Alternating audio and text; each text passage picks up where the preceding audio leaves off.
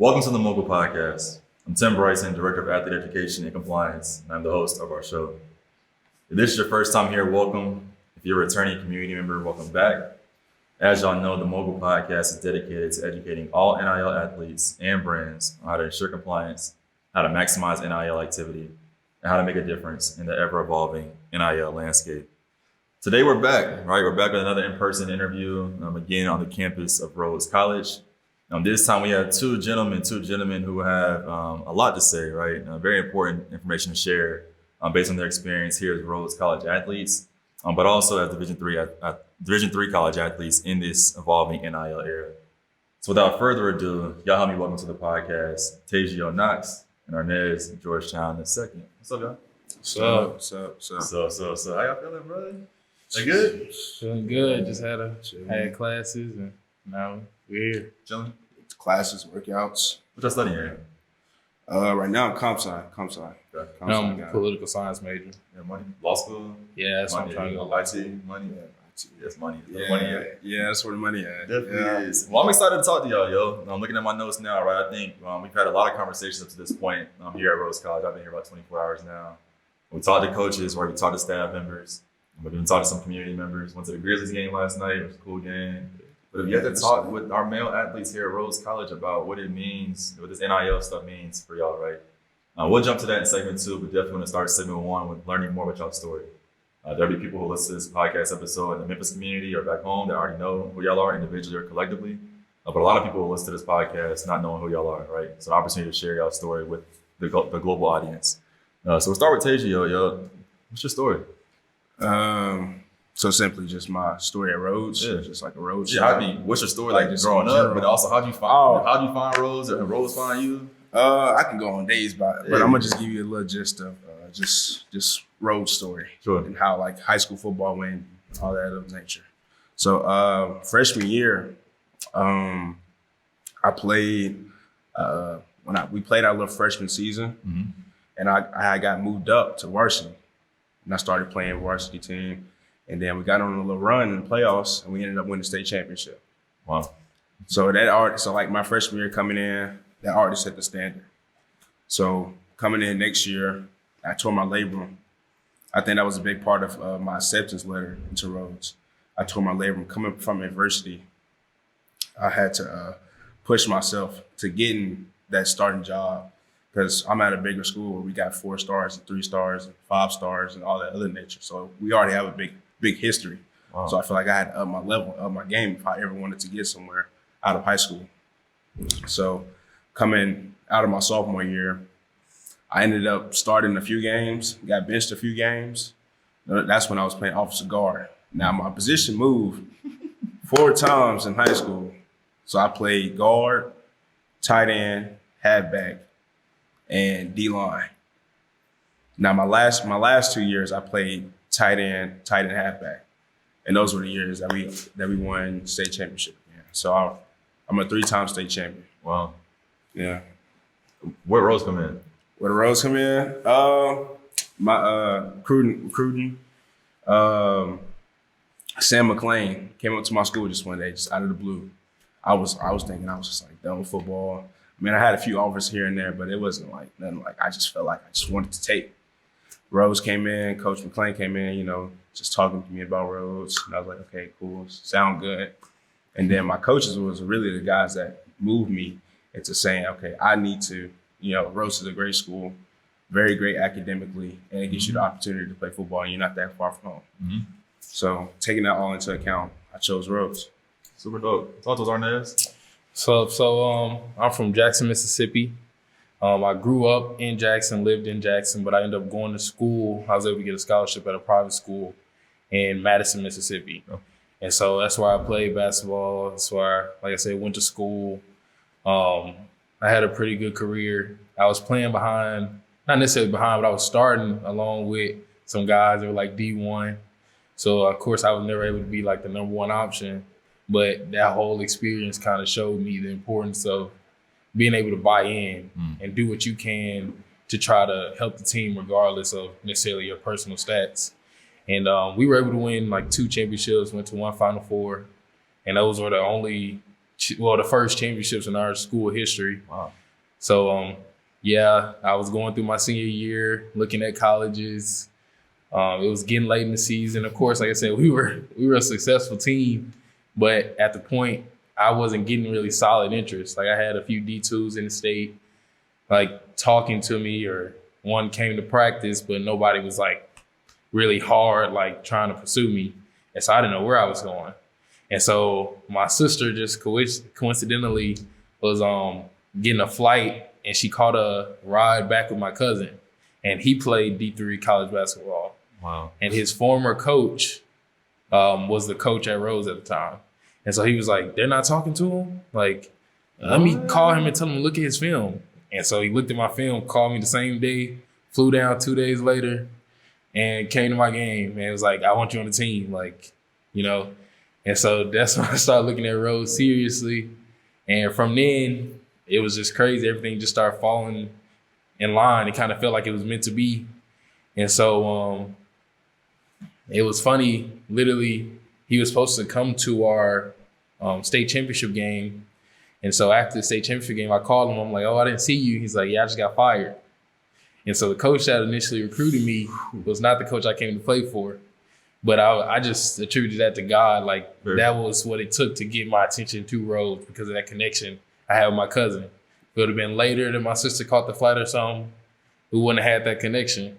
And so that's why, you know, I really started looking at Rose. I was like, it has to be something there. Yeah. It must be, you know. And I also, looking at it, I always wanted to go somewhere that it was small enough where I could make an impact, still do the things I like basketball, but still be able to do things like I'm on the Senate. Yep. I'm a member of the fraternity Phi Beta Sigma, and I'm able to just do other things and leave campus better than I found it while still pursuing my interests. And so that's something that I was looking for in a school that's, like I said, small enough to where you can still make an impact. It's love. First and foremost, shout out to Blue and White, Go Ma for sure. Make sure I put that on the record. Yes, but can we be honest? We keep it a buck. We do that. I'm listening. Okay, so particularly within the Black community, right? Especially Black male athletes, we hear a lot like D1 or bust. D1 or bust, D1 or bust. I'm tired of it, quite honestly. I can say honestly that I didn't get to that point probably until recently within the last 5 or 6 years. But coming out of high school, I didn't know about Division II.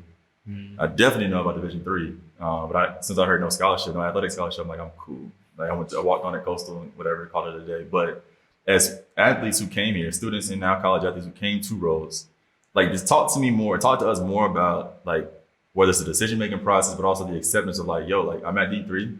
D3 is equally respected as Division II and Division I or any other division in the world at this point in the college level. Like I'm here, I'm ready to make an impact, right, and get involved and help my team win championships.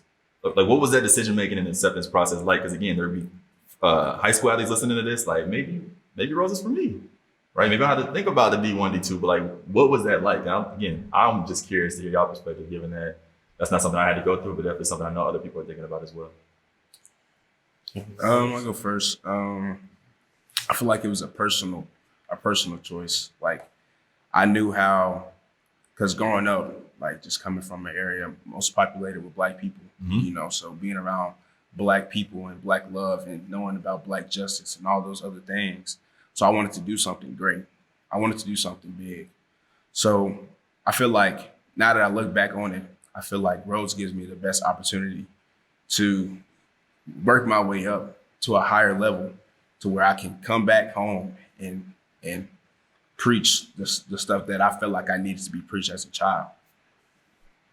Black justice is something I'm gonna quote you next time. I ain't heard that before. I've been in school too long. I ain't heard that yet. What about you? Yeah, I definitely, what you were talking about with D1 or bust, I was definitely like that going through high school. And looking back on it, probably wasn't realistic for me. Sure. But at the time, that's what I was working towards. And my whole mindset was like, I'm either try to get that scholarship or I was like, I'm smart enough, I'm going to go to school. You know, so that was my mindset at the time. But then, like I said, Rose came along. It felt right. And I saw that it was a high academic institution. And so I didn't realize the level of competition at D3 until I got here. because I had never seen it, like you were saying. Exactly. Like we had Millsaps in my town. I had never been to a Millsaps game. Yep. So I just assumed, I'm like, these guys are on scholarship. These dudes can't hoop. Like, Yep. you know, I'm about to go here and do whatever. Yeah. But like, I honestly can say, I feel like the level of basketball here is higher than a lot of other levels. It's just everybody's missing what that D1 player might have as far as like the athleticism or the speed, but like the skill and the IQ is really high level basketball. But you have to go to a D3 game and see that. Like I definitely understand what people think before they see it, because I was like that. I didn't think that D3 sports was worth anything, but then once I see it, I'm like, wow, people are actually this is high level competition. We just have to give it a chance. It's real. This is gonna be a good conversation, yo. It might be longer than one of the longer ones on we gonna keep it a buck, right? Y'all watch Harry Potter? I watched a little bit. Yeah, I've been seeing the little game, the Hogwarts game. If I watch a little bit, you watch a little Quidditch. You watch a little bit. Are there any black people in Harry Potter? I don't think so. And that's what I feel coming up to Rose, bro. I'm like, I see a castles, I see a fence. Look, my cousin, she was our first game, like, because I'm a freshman, so like the first game, like my family came up here. He was like, "So how's life at Hogwarts?" I'm like, "Hey, don't knock my school like that." But I think if my mom came down to Rose, right? I'm a student athlete here, college athlete, whatever. Yeah. In many ways, it's surreal. It's like, yo, this is where you go to school. It's a beautiful campus. It's a beautiful campus. Beautiful campus, though. But talk to me more about not just being. Talk about being a college athlete in your decision-making process here. But as a black man myself, I'm not gonna be remiss to say college athlete experience is different than a black college athlete experience. It's very different than a black male college athlete experience. Particularly on a campus with a couple thousand students, predominantly white, with a fence around it. Yeah. I mean, honestly, what's it been like as a black male college athlete at Rose before we jump into this NIL conversation? I feel like I've been like, as a freshman, I'm trying to learn it. Sure. And I'm trying to dig into, like, there's a lot of things that I see that I don't like, as far as like with Rose and how we, like, I feel like with the fences, I feel like we're closed off to the community. And I feel like I'm like back home, I was been in community. Like I would do community service and just go out and just like hoop with the kids, you know what I'm saying? Get community involved. And now that I'm here, I feel like we're not community involved. So I feel like that's somewhere like down the line while I'm here, like I can really like get that flowing. Get that flowing. And Memphis already got the background. Memphis already has like, you know, the love, like the foundation of Memphis is already there. You just gotta build. Got build on it. Just gotta build. Yeah, I think which is very similar to other small liberal arts colleges. Yes. You kind of know what you're getting yourself into as far as demographics go. Like, as a black man on campus, there's definitely enough community where you can find people who look like you and find ways to get involved with organizations full of people who look like you. But it's never going to be a point where you're surrounded in class by black people, you know. And I came in knowing that, so my expectations as far as that were very low. And my whole mindset was like, you know, regardless of what Rose has, I'm still going to find the community. I'm in a very black city. So if I'm not able to find it on campus, I'm going to make sure that there's other ways I can do it in the city, like through organizations or different community service and things like that. It's real. Before we move to segment 2, talking about NIL, how much your haircut and your lineup cost? What's it running for down in Memphis? I'm gonna be real. Right now, it's free. You know yourself? Nah. Yeah, flood. Oh, yeah, you don't gotta say no more. Say no more. How much you paying? Mine's like 25. That's not bad. Yeah, it's not bad. I have a dude I've been going to since freshman year, a senior on the team, hooked me up. Yeah. And so like he's been great. Shout out Upscale Cuts. Carlos. I feel like I got a shout out my roommate now. Shout out JT Cuts, man. Nah, he started cutting the first semester. I was his first cut, so now I get my cuts for free. Right. Now, as far as the hair itself, the hair ain't. I mean, we know that situation. But as far as the cuts, I get the cuts for free because that was his first cut. So I mean, I had a bad fade at the beginning of the semester. That's fine. But it's all right though. It's all right. I was wearing my helmet every day. I mean, it was nothing.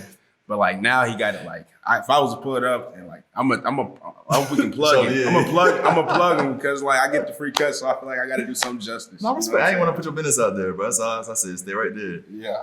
So segment 2, man, NIL, right? It's been an ongoing conversation while on campus, right? NIL is not for D3. NIL is not for D2. It's only for P5, especially in sport, basketball, football. We see that. Okay, we get that. I'm tired of hearing about that. We'll get that later during our time together as well. But when you hear NIL, particularly now, right, given that MOGL is y'all's partner, Rose College's partner, but also observing what's happening in the national landscape at all 3 divisions. Like, what's going through your head in regards to one, like the current environment, if you will, but also like where you want to get involved and get active moving forward?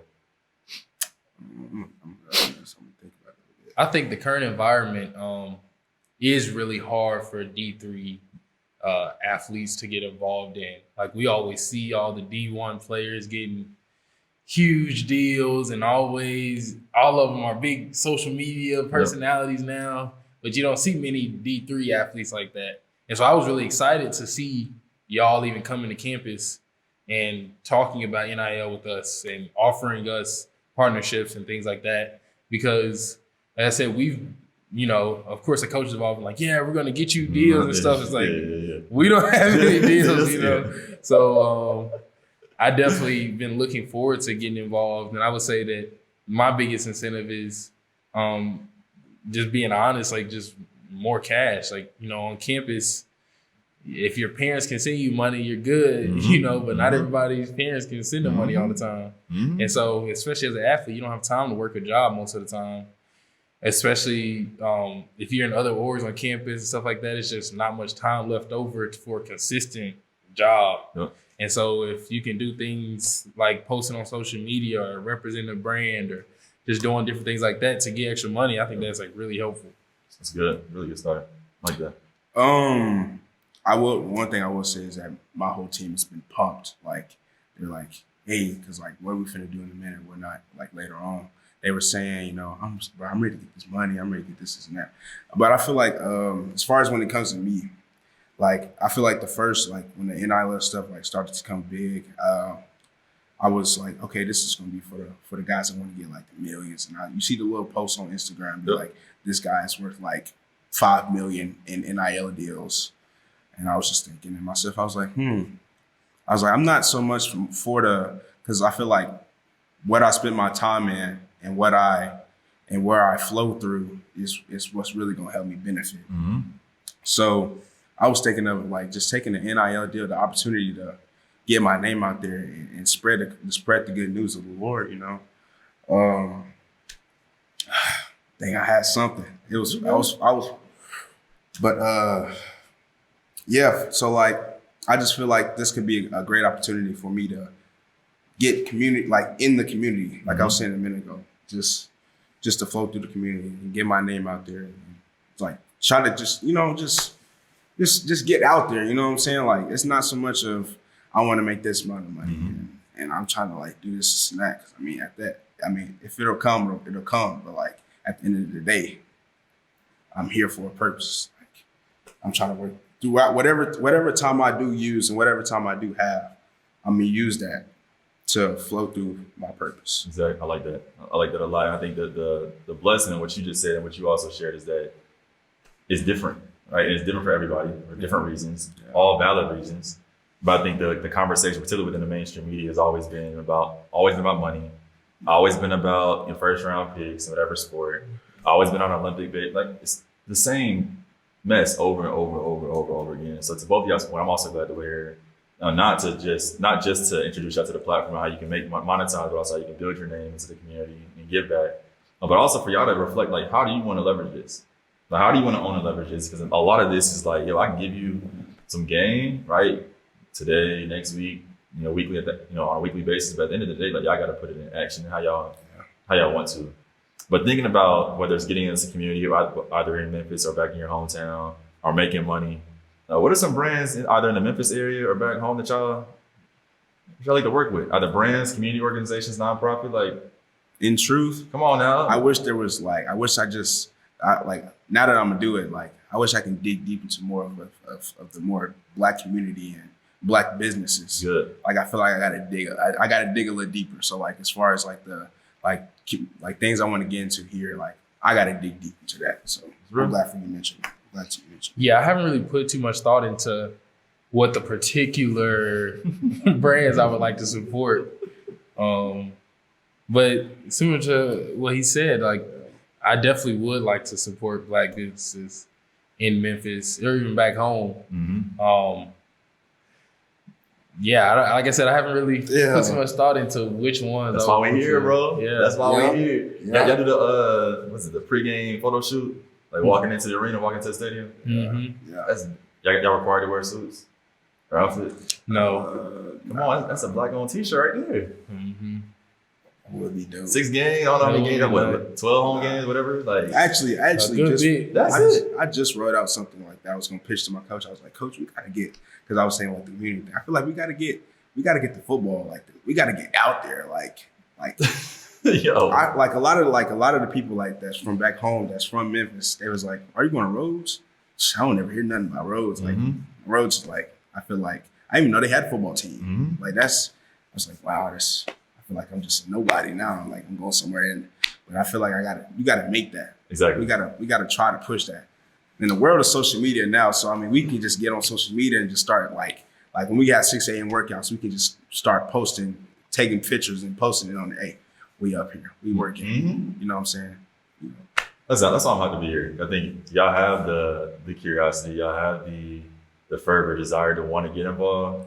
And what I'm excited about is to help shape in any way possible, right? Y'all see me playing a role in that, on what that looks like for you individually, but also as a team and department as well. But I'm gonna move us to segment 3, right? And really focusing on action items.